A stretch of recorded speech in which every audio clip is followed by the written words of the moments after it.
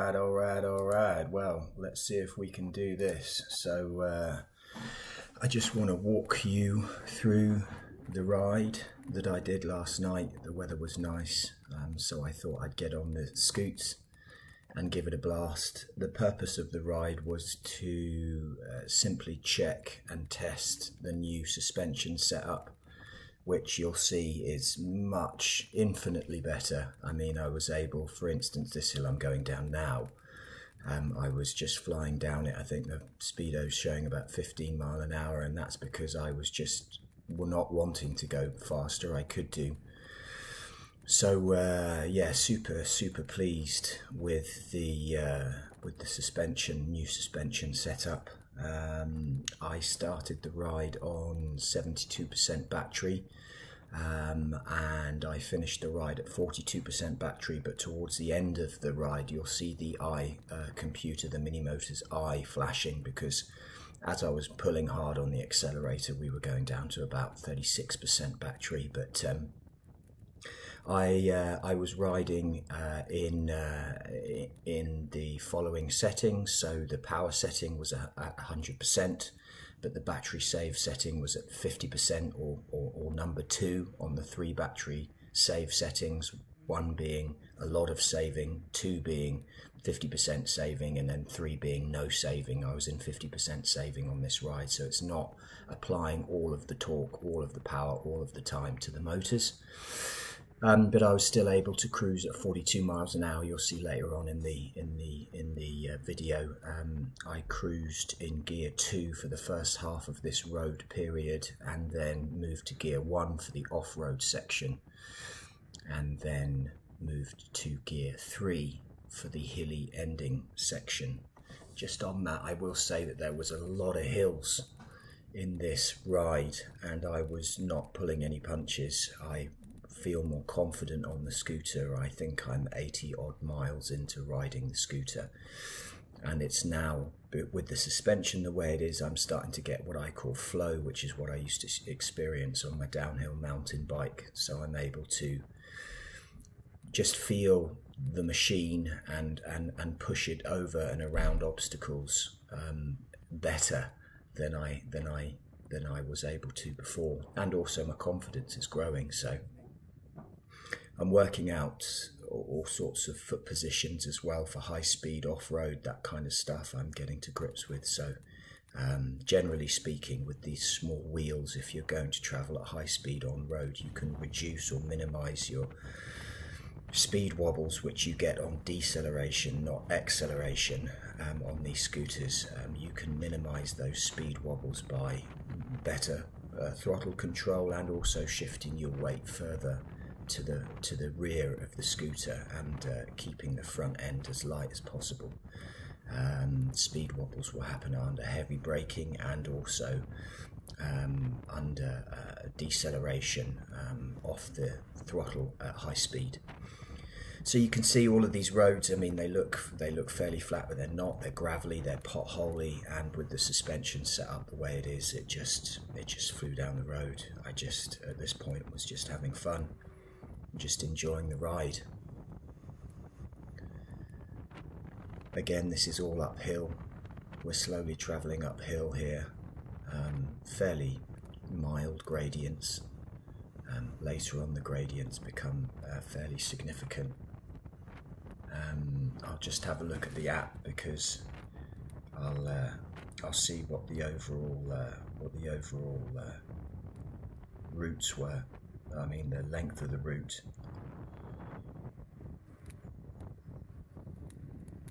I'm finding it steering at low speed. I'm getting quite a bit more confidence there as well, which is good. I'm pleased with that. We're heading up towards a quarry now, and again, you can see, well, you maybe can't see, but I'm heading up quite a way uphill here, a fair gradient, and it's just flying. I'm feathering the throttle. I'm certainly not. I'm in gear 2, and I'm certainly not hammering the throttle. I'm still, in the confidence building stage, I guess, where I don't want to completely go crazy. So the overall distance of this ride was 11.7 miles. Some of these rocks, by the way, are the size of a softball. I had to stop here just to take in the view and double check I knew where I was. I started at just before 8 o'clock and I finished 39 minutes later. My maximum speed was 42 miles an hour, as I said, and my average speed was 17 miles an hour, which, considering there was a big section here on the off-road, I'm super stoked with that. So I was overall very happy, very happy. I am finding that the tyres are super grippy unless you go through some mud, and going through mud, you know, the rear end and the front end under power does get really squirrely. You have to shift weight all the way to the back and actually keep the power on and actually just power through it. You can't kind of freewheel through it. And I think that's got a lot to do with the controllers. Overall, I love this scooter. I love everything about it, and Dualtron build quality is amazing, but they're still using very basic, what I would call an ESC, electronic speed controller, or controllers. And they're either, you know, there is some throttle curve feathering you can do. It's not bad, but it's not like what I experience in RC cars, for instance.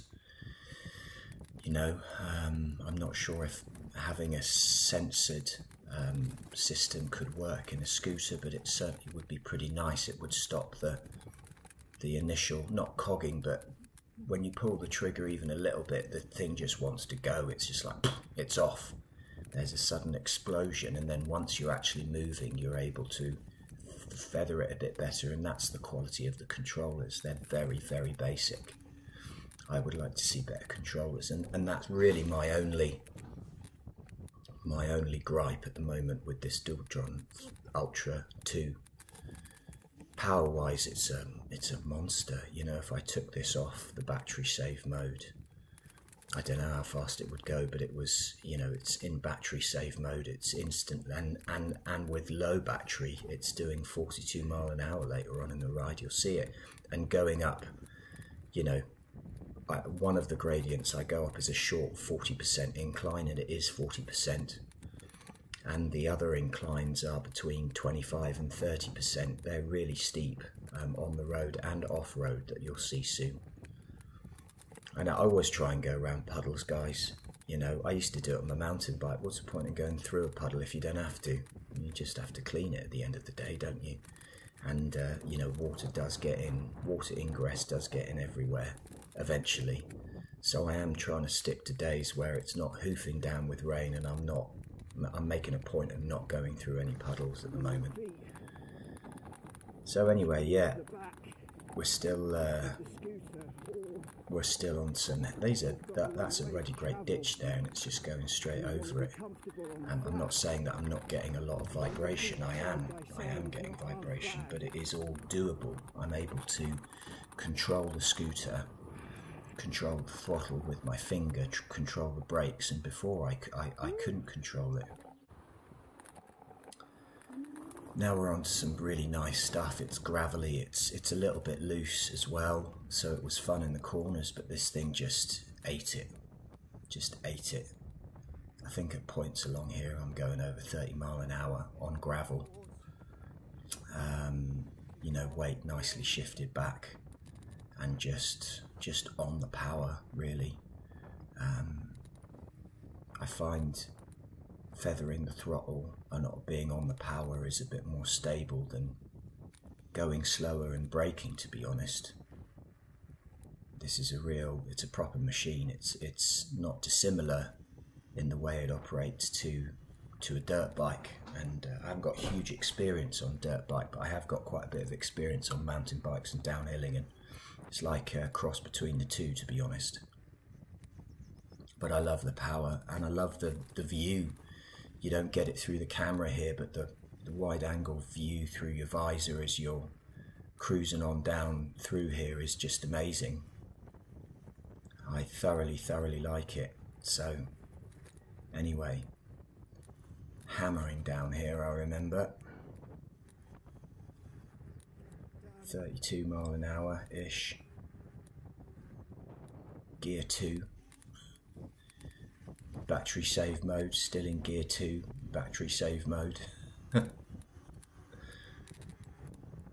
Acceleration is awesome.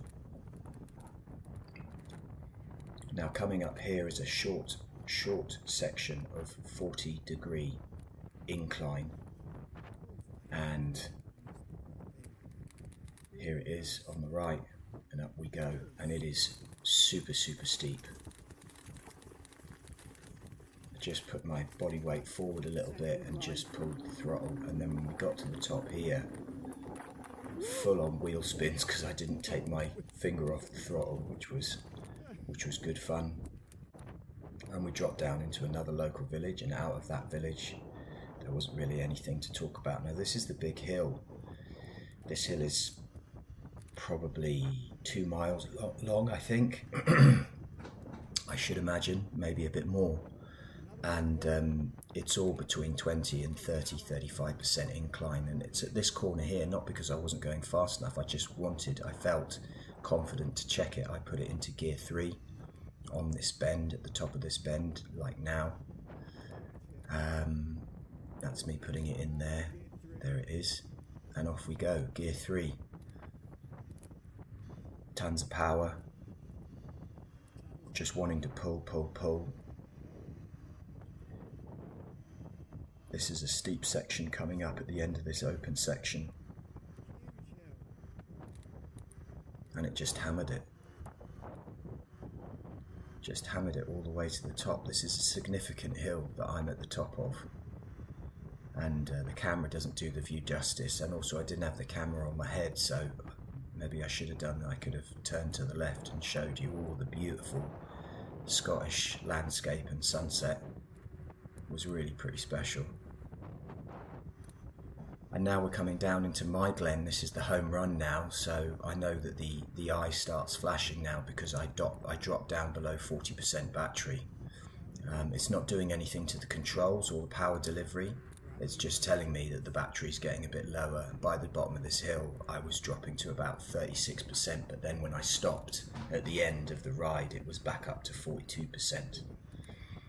And I started the ride in, the low 70s, 72%, so I was pleased. When this is fully charged at 100%, it charges to 84 volts, not 72. So this is me just tucking. I wasn't thinking about the camera angle here, guys. I'm just tucking in and enjoying the speed and the precision of the machine. I love it. I got nothing bad to say about it. Maybe there'll be an option for me to upgrade the controllers at a later date. But this thing rocks, absolutely hammers. It's a fantastic machine. There were lots of rabbits around. The camera doesn't pick them up, but I was worried about running them over, to be honest. Huge potholes here, massive. I did avoid most of them, but again I was surprised. And the suspension just keeps, it's easing now. It was still quite stiff, and now it's really starting to bed in. And there's a few squeaks that I need to stick some nice GT85 into, but overall it's working beautifully. And I don't know why they wouldn't build them with a softer suspension. Why it has to be so hard. What happens with the black rubber that they use in the suspension cartridges is that people inevitably do use these things on rougher roads and off-road, and it just shatters. There's no giving it at all. It just shatters, and then people are left with a broken suspension cartridge or suspension that's completely collapsed. So I don't know quite why they do that. I'm 98 kilo rider, and I couldn't make the black suspension move. It's extra hard. I'm a 98 kilo rider, and I just about get this green softest suspension working in a way that I like. So most people, I should imagine, are lighter than me and experience even less suspension. So I'm confused as to why Dualtron do that, particularly for a model like the Ultra 2 that is their off-road, their flagship off-road model.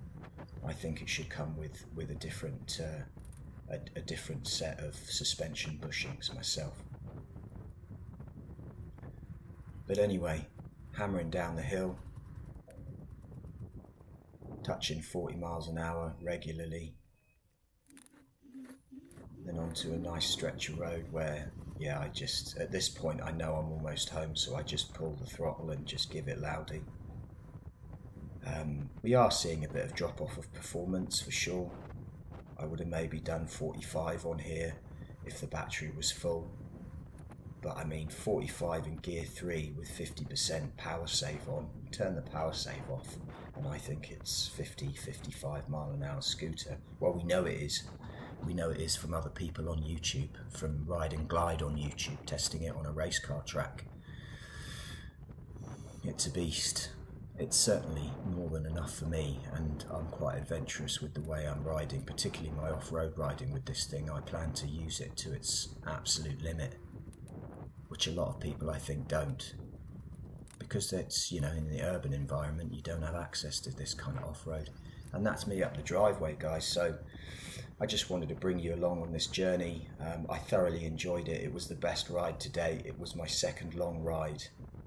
And you know, if you like it, subscribe, thumbs up, thumbs down, leave a comment, and I'll see you all on the next ride. Got tons of content coming up on the channel, so stay tuned. More RCs, more speed runs, more riding scooters at ridiculous speed. Peace.